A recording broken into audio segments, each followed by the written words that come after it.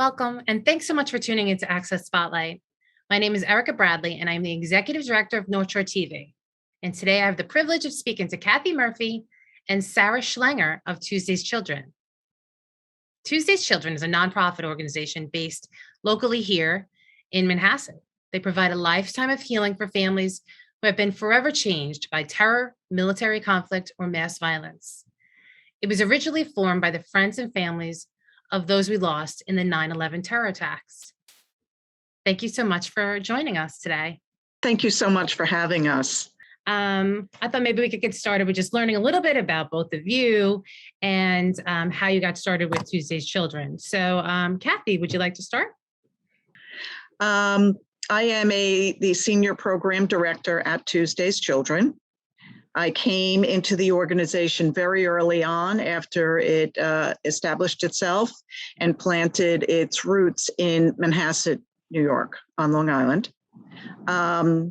This is the town that I grew up in, and I was very impacted by the pain of September 11th in that community. I mean, you couldn't avoid it. You could not drive past the train station that's right in the middle of town without seeing all of the cars that remained there for weeks and weeks, or up, residential streets with front doors packed with flowers and casserole dishes. You couldn't escape it. And, it really had an effect on me. My own background, I had an undergrad degree in social work. I worked in the hospital setting. And then I went down to Wall Street myself, which is a popular career in the town of Manhasset. But I went down to Wall Street myself and worked at Lehman Brothers, which was really just steps away from the Twin Towers. Prior to 9/11 in 1992, I myself became a widow. Due to illness. I had 3 children, ages 6, 4, and 5 months. So I felt I did have a lot to offer to Tuesday's Children. I was home on maternity leave when 9/11 happened. So it was at that point that I decided not to go back into Manhattan and to offer whatever I could, wherever Tuesday's Children needed me. So then I've been there all these years. Wow. So that's my story, and I'll hand it over to Sarah. Thank you, Kathy. My name is Sarah, and I'm also a Senior Program Director with Tuesday's Children. I've been with the organization since 2006. I took a short sabbatical to serve military families and was really humbled and honored when I was brought back to blend my military experience with the mentoring program that I was running at Tuesday's Children for many, many years. And I'm really honored to do so. I was living abroad when September 11th happened, and it was very raw for everyone. I was really, really privileged to be able to do this work and to be able to give back to our country in this way. Like Kathy, we really believe in this work, and oftentimes people say to us, that must be really hard, or that must be very trying, or that must be very difficult. We see it as an opportunity to lift people up, and to be able to be with them on their post-loss journey is truly a privilege. So thank you. Well, let me just say thank you both for your service and for working so long with this organization. It's really needed. It was needed when it began, and it's needed now. So let's talk a little bit about the history and how did and why did Tuesday's Children begin? So I know that it was founded by the friends and families of those lost on 9/11. But what was the real mission back then? Kathy? I would say in the very beginning, and still true today, we firmly believe in, number one, foremost, is building trust with our families, creating a community for them to come together so that they don't feel so isolated, so that they do have conversations with other people. And we did this in the early days. We did this all through events, baseball games, picnics, bowling nights, anything that we could do to bring them together. And there is nothing, and I'll always feel this way, there is nothing like seeing a mother's face when she is in the grips of grief, but seeing her face look at her child who's smiling. And that's what was happening at these events. The kids were playing, they were smiling. It gave the mothers a chance and when I say mothers, and the female, it was 99% of men that died. So we were dealing with, a majority of women. But it did give them an opportunity to come together and with us and build that trust. And from that, we were able to engage them into programs because they trusted us and they knew that what we were doing was for the benefit of their entire family. And so some of our very first programs, one of our very first programs was Creative Insight. And this was a program developed by the Stanford School of Business, Dr. Ray at the Stanford School of Business. And it was modified for the 9/11 family to, they would take this course. It was really a course to sort of help you kind of regain your balance, get in touch with sort of your own inner creativity that maybe you haven't used in quite a while, and just to help regain your footing and your confidence that you too had something that it wasn't just the husband that you lost, but you too had tremendous value to your family. So it was a very popular program. Sarah, correct me if I'm wrong, but I think close to 500 of our families took this course, and it continues today. So all of these years later. So that was for the parent. And now I'm going to let Sarah speak because our very first program for children was our youth mentoring program that Sarah has brilliantly designed and continues to lead today. Thank you, Kathy.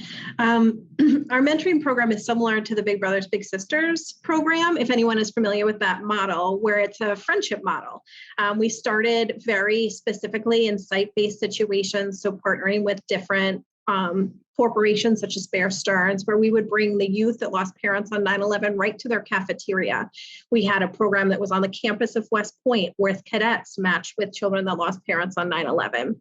As the families' needs evolved and we wanted to find dedicated adult role models to bring to them in the community, we became strictly a community-based organization, and that we were pairing one-to-one a dedicated adult model who has been trained, screened, vetted fully, and accepted into our program with a child who has also had an intake process where they understand the expectations and how this person is not their parent, not their therapist, not their physician, not their teacher, but someone that's there to be in another adult support system in their corner. So where we delineate ourselves from several mentoring programs is that we very much look for people that have a long-term commitment. Nobody is compensated in this work, and they're doing this because they want to. I think the biggest joy for us is to be able to see those that lost loved ones on 9/11, finding their own way to give back and serving as mentors now. So it's really a great opportunity to find strengths within the youth, to celebrate the sameness, and then to give them teachable moments that allow them that resiliency that they have within them. I also think it's important to mention that there were 3,051 children that lost a parent on 9/11, and the average age was 8. So you can see where the youth mentoring program was so highly needed. So how did you guys really in the beginning then get in touch with these families? Like, how did you let them know that this organization was around and these services were available? How did that all begin? Like, how did you do that outreach? Tough question. A lot of it had to do with the fact that we worked with different, partnerships such as the mayor's office, different companies, Cantor Fitzgerald, Marsh McClellan, eSpeed, so many companies lost so many employees. So doing our very best to connect with them. I will say though that word of mouth was the biggest way that we recruited families. One parent would tell another parent, and that is a testament to them in terms of wanting to provide support to their peers. The other thing that I think is really important and interesting that people don't necessarily know is that it wasn't necessarily immediate. Tuesday's Children is not a crisis response organization. We are not, in the near crisis mode. We are long-term support. So we saw huge surges at the 5th anniversary, the 10th anniversary, the 15th anniversary. People were coming out of their, and this is not a clinical term, but their grief fog, and realizing that there was life to live and that we could provide that support and community that they were looking for. I think that the success, our secret sauce a bit, is finding staff members that certainly, as Kathy said, build trust, but work really hard to evolve with the needs. So Kathy runs our family advisory board meeting, and we have different, sectors where we tap into them and say, what are your needs today? How is this program? How did that program go? What would you recommend? And really, really make sure that we are data-driven, but data-driven with the influence of those that we're honored to serve. Yeah. It's interesting that you say that, because that's how grief does work, right? In the beginning, you're in shock. Mm-hmm. And then it's almost chaotic because there's so much going around. And when the dust settles and things get quiet, and it happens at different stages for everyone, right? So that's interesting, because originally I was thinking right in the beginning is when you guys would really be busy, but hearing you say that it was more of a longer term, I guess, rollout of your services, that, go ahead. I think that we learned so much from our families. We grew kind of with the children. So as we were at these events and sitting next to them and listening to their conversations, you would start to pick up things. I remember one event I was at, and the mother was saying, oh my God, the paperwork, it's just overwhelming. My child didn't even register for the SATs. We just didn't even. And I heard that and I thought, wow, we need to step in and keep these kids on track, because it was overwhelming, and their dining room tables were just flowing with papers. So, so that's how we started, we get ideas from what we are hearing from them. It's that simple. And so, as I say, we kind of grew with the children as we saw what the next steps were for them. So from Sarah's youth mentoring, we moved into more of the career mentoring, and we have a career resource center, and we pick up the kids, in middle school with programs like the 7 Habits of a Successful Teen, or we did Outward Bound experiences, or Habitat for Humanity. We did many, many of those trips. But then we also did how to navigate the whole college process. What's a good essay look like? And we would bring in the best people.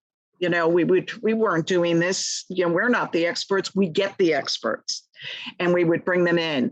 And so it was such a relief that, they'd walk out of a college program and be like, thank you so much. We're overwhelmed. And this just gave some clarity.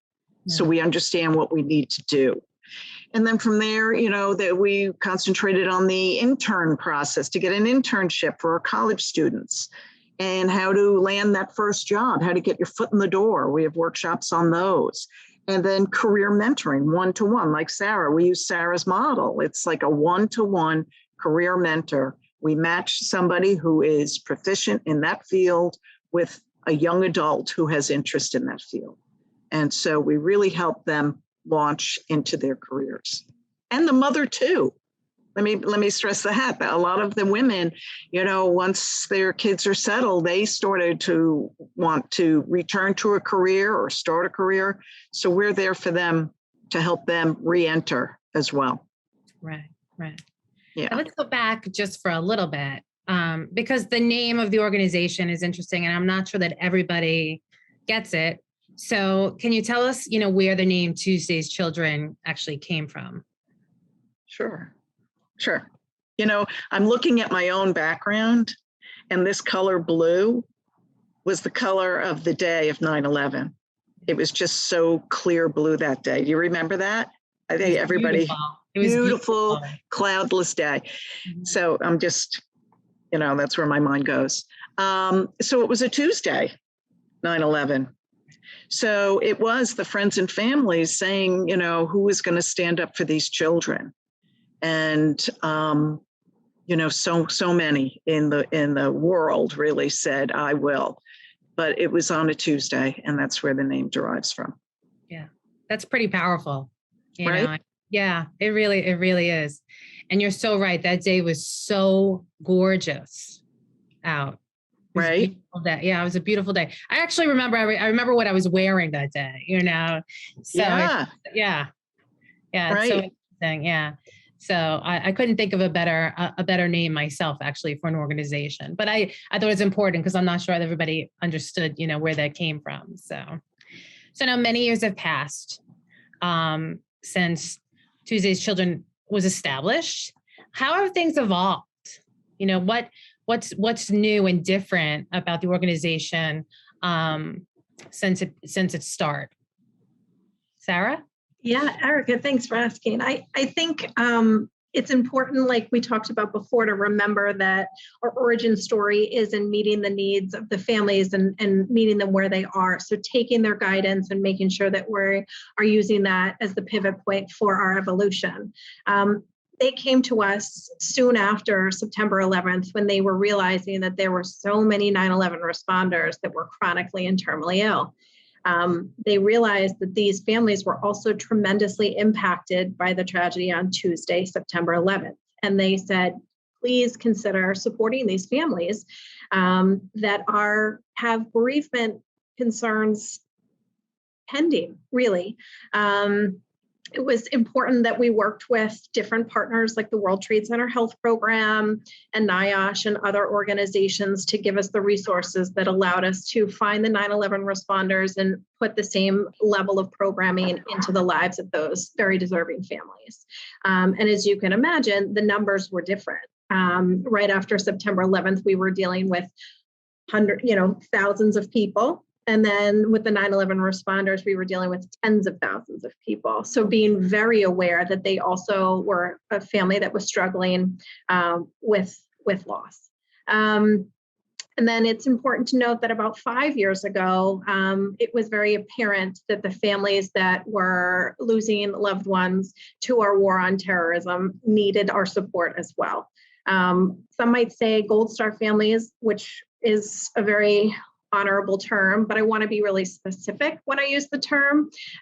We do not have any requirements around the circumstance of loss. If someone has died by suicide, if someone has died in an accident, as long as their loved one served post 9/11 and is considered someone that responded post 9/11 in the war on terror, then they are eligible for our services. You can imagine that being a charity that was very much focused in the New York metro area for obvious reasons, including, of course, the Pentagon families and those that came out of, the planes, et cetera. But we were regional in our own way. Now, in serving the military families, we are a national organization. We have families that are everywhere, and with military families, quite often they're in different transition points. So this has brought on new needs for the families that we serve, new resources that we have to gather, and certainly a new level of expertise that we need to continue to expand upon so that we're able to take the same platform of programming, which Kathy will tell you about as our long-term healing model, and bring it throughout the ripple effect of Tuesday, September 11th, 2001. Wow. I'm sorry, I thought Kathy was going to jump in there. So let me, no, let me get back now then. Yeah. So now, can you maybe explain, I'm going to ask about gold, like to get a little bit more into the Gold Star families, okay? Mm-hmm. Okay. So you had mentioned Gold Star Family. Can you tell us a little bit about what that is exactly? Sure. So, to the armed services, a Gold Star family oftentimes is someone that has been killed in action, or in some cases, killed in training. To Tuesday's Children, as I mentioned, circumstance of loss has no bearing on anyone's eligibility. If your loved one served post 9/11 and they are fallen, you're eligible for our services.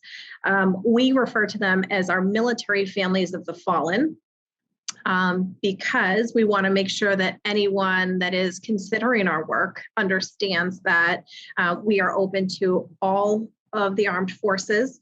We are open to anyone that could have been on active duty or retired upon their passing. We are open to anyone, again, that serves our country honorably. It's our privilege to be able to stand in for their families. The Gold Star families, I think it's important to note, it's once a family member loses someone, whether that's in battle or whether that's stateside, they are, unfortunately, they're in a huge pivot point in their lives. Maybe they're not living on base anymore. Maybe they're used to traveling for different deployments and that ends. There's so many nuances that come with this loss, and we want to be really attentive to those different cumulative experiences that they're having associated with their person passing. Interesting. So you had mentioned lifelong support, right? So sometimes I think that, people associate different programs as more like an immediate kind of acute moment, but you guys do lifelong. So what do you mean exactly by that? Well, let me just give you an example. So during the pandemic, which was difficult and very triggering for a lot of our families, we got more calls from the 20 to 25-year-olds than usual. And these 20-year-olds, there were 110, maybe 108 babies born after 9/11. And these are some of them who are reaching out to us saying, I'm struggling and I need some help. So, you think it's over, but it's never over. And you think these kids are too young to have been impacted, but that also is not true. There is a void. And I see it, I shared with you, I was a widow. I see it in my own children. So, so we have to be there, and we have to be there for them. The grief, to me, grief, it rises to the top at all different times. And it rises to the top in the bad times, the upsetting times, but also in the glorious, happy times.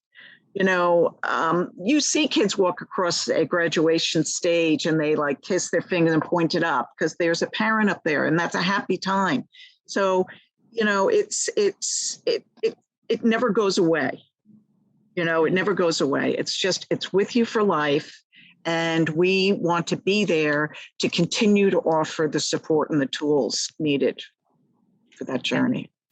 I mean, there's grief, and certainly with 9/11, obviously, and with any type of war, there's PTSD, right? I mean, it's not a normal way to pass. Right. And it's even harder, I think, to accept and to be able to go through the motions. Right. I mean, right. It's so difficult. So to have somebody there to be able to understand all the different emotions that somebody's going through during these times is so important, I think. Right. When you think some of the 9/11 families never got remains. They never had any closure. Right. And which is, again, the pandemic, that really was very triggering as people weren't getting closure. And we had 1 in 5 of our family members lost, had secondary loss due to COVID. So, Now, did you guys also help those from 9/11 who got sick and then passed away from the illnesses due to the 9/11, the buildings and the asbestos and everything they breathed in, is that also part of who you help? Yes, we serve the 9/11 responders. So anyone that was at ground zero as part of the recovery effort, anyone that's at Fresh Kills landfill, anyone that was at Shanksville, anyone that was at the Pentagon. And you're right, Erica, the amount of toxins they were exposed to is tremendously toxic to their systems.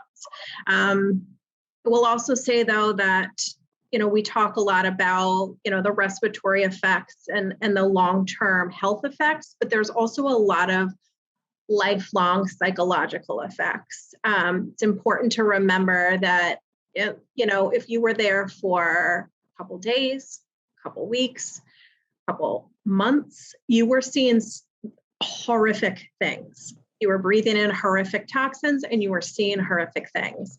And so being able to be part of the Tuesday Children community and speak to a fellow, 9/11 responder is really important. I was there because, not myself, but someone might say, I was there with the FDNY and I was there with Con Edison and I was there with the Red Cross. And these are heroes to us. And they put themselves in harm's way to try to bring closure to the families of September 11th. And so it's important to us that we serve them as well.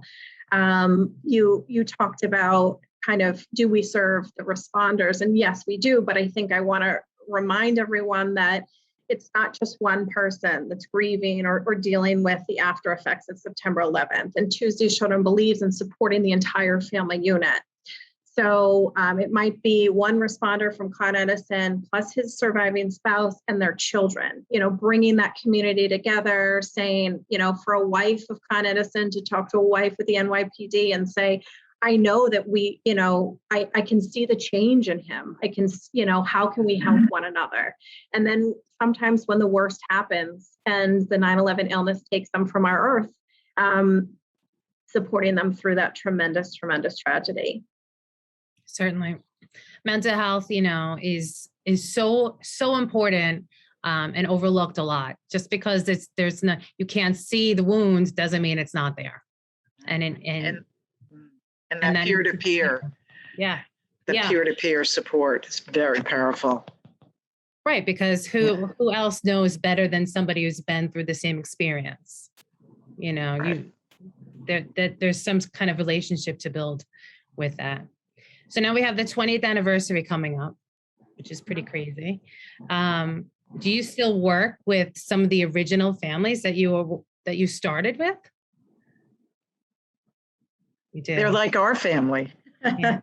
They really are. I mean, yes. I mean, as we have a family advisory board, a lot of the members of that board have been with us since the beginning. But,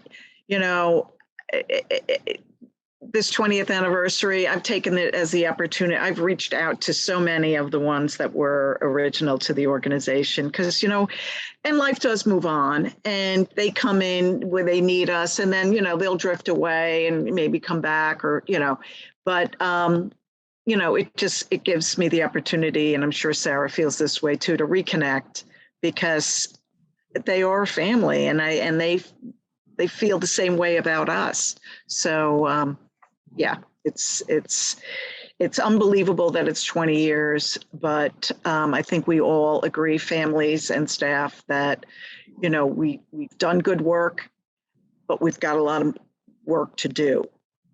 We have to continue. We have a lot of work to do. And to that point, I just want to bring up that, so it's been 20 years. We have codified all of our lessons that we have learned. We spent several years doing this. It was really pulling together we're one of the last organizations standing of a 9/11 organization. There was probably 400 at one point, and there's less than a handful standing. So why is that? So we looked at that and we looked at what have we learned and what can we do with what we learned. So we now reach out to communities that have been impacted by mass violence and the service organizations that are on the ground. And I'll use Newtown, Connecticut as one of our first experiences. We went up there with a whole, model of this is what worked for us. We think that this will work for you as well. And we sort of trained them in what we did. And under our umbrella, they launched the Resiliency Center of Newtown. And, we were there to support them. And then after a couple of years, we were able to leave because they very efficiently were able to run on their own. But since then, unfortunately, we have reached out to many communities that have been impacted by violence, whether it's Aurora, Colorado, or Dayton, Ohio, or Pittsburgh, or Las Vegas, or California. I mean, it's upsetting to even have to mention them all, but we have a list of, 30 or communities that we've been working with, sharing our lessons. So, we're there to hope and support them and hope that they can help their families. And know that the family members are the champions of our work. So offering the family members through the program Kathy and our colleague Sally are working on, called the STOP program, where they are, lending their personal experience to others that might be more closer to their tragedy. And you asked before, Erica, are we in touch with their families? They are our biggest advocates. They run our junior board, they sit on our senior board, they serve as mentors to our tiny kids. They serve as career mentors to our young adults. This circle of care that we've created almost organically is entirely in credit to them. Right. That's beautiful. That's really beautiful that you guys are all still connected. And I'm sure that, like you said earlier, I believe, Kathy, it was you, that each anniversary brings out more and different emotions and so forth. So I'm sure that at this point, the 20th year, just something about a 20-year, that milestone is hard. It's hard because, I'm sure that you're going to be connecting with a lot more. I think so too. Yeah. And, just touching on that peer-to-peer, I just want to mention this because I think this is really, incredible as well. So in the like 2007, I think it was our own teenagers that came to us and said, terrorism is happening all over the world. You couldn't pick up a newspaper without seeing that. And they felt that they had something to offer other teenagers in other parts of the world. Wow. So with them, we created a new program called Project Common Bond. And that is our international program. We meet for about 8 days in the summer, and then we have a second program in the winter. That's a shorter program. But, and of course, during COVID, it had to be virtual. But to date, so we launched the program in 2008, and we have engaged with 900 young adults worldwide from 34 countries. So that has been a really powerful program for that age group. And that's like 15 to like 22 years old. All touched by violence. All touched by loss due to violence. By loss due to violence. So I'm going to tell you, on September 11th this year, the kids from the United States, their phones are going to be pinging like crazy with the sentiments that are going to be pouring in from 33 other countries. It's just an incredible thing. Some of them have, through that program and meeting each other, they've done their year abroad in college in countries where they have these friends. They've, taken summer trips to visit each other. They've housed kids coming this direction. It's a wonderful, wonderful exchange of program. And while during the program, they are really learning that they have more similarities than differences, that it opens their minds to other cultures. They take a little bit of workshops in conflict negotiations. And it's just a very powerful program that we're very proud of. And it really came from them. So that's really full circle then, isn't it? Because 9/11 came from just the opposite, not understanding each other. Right. Not finding a commonality where you can build from. And then this program did that. They all had one thing in common. And then from there, they were able to build these beautiful relationships. That's pretty amazing. That's pretty amazing. And the bond happens very quickly because they know why they're there. They don't have to like dance around that loss. They know. Right. So they sort of get right into connecting and learning. That's beautiful. I didn't know that the program existed. It's really wonderful. You guys really have grown so much since the beginning. So what do you hope for, or what do you see going forward for Tuesday's Children? What do you need? What do you? There's so much. There's so much. Yeah. It's like it doesn't stop building, right? So you always have new needs, and there's always somebody else there to help. And unfortunately, like you've said with all the shootings, there was just someone else to help. There's always something there. So what's on your horizon at this point? Well, I'm hoping that those that made a commitment, that promise to these families to never forget, continue to hold that in their hearts. We would not be here today if it wasn't for the generous supporters that we've built over the many years, whether that be corporate or individual or foundation.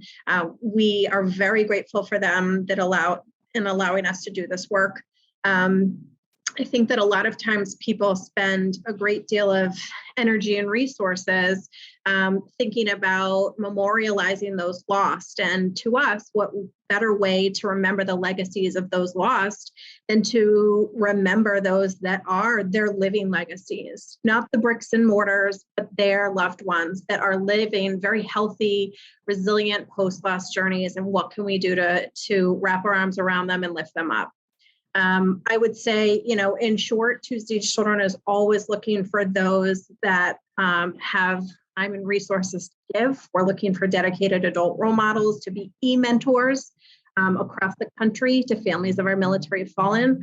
We're looking for career mentors, those that have professional advancement that they can share with those that are looking to change careers or break into the workforce. Within the Tuesday's Children community, we're looking for endurance fundraisers. Anyone that runs a 5K, does an Ironman, wants to join one of our teams, wear a logo on their back and amplify the message of Tuesday's Children. We oftentimes hear that we're a tiny organization, and maybe we are, but it's important to kind of have those in the community being willing to advocate for us, amplify the message, share the voices of those that need to be shared. You can check us out at tuesdayschildren.org. We're on all social media channels as well. We have a very active social media calendar that allows you to hear what we're up to and how you can get involved. Pretty easy. We're all on a first name basis. So I'm Sarah, S-A-R-A, at tuesdayschildren.org, and Kathy is with K, K-A-T-H-Y, at tuesdayschildren.org. And I should have had more coffee. Apologies. But it's really your organization, Erica, you saying, hey, we have an interest in what you're doing and how can we share that message? So we're very, very grateful to you and for everyone else wanting to kind of say, how can we help? That's great. That's great. Donate. The big D, please. Right. The big D, just do it. The heart of Tuesday's Children is in Long Island. And it's where so many of our teammates live. It's where so many of our constituents live. It's where so many of our funders and long-term donors and new donors, we hope, are coming from. So I think it's important that we thank the Long Island community for really allowing us to do this work and never forgetting that this is a lifelong experience that we need to carry through. Well said, Sarah. Well, ladies, thank you so much for your time. thank you so much for the work that you've done for the community. And now that we've found out that nationally and internationally, and I'm sure that there's going to be many people who are going to be looking into your organization and hoping to help. So thank you guys so much.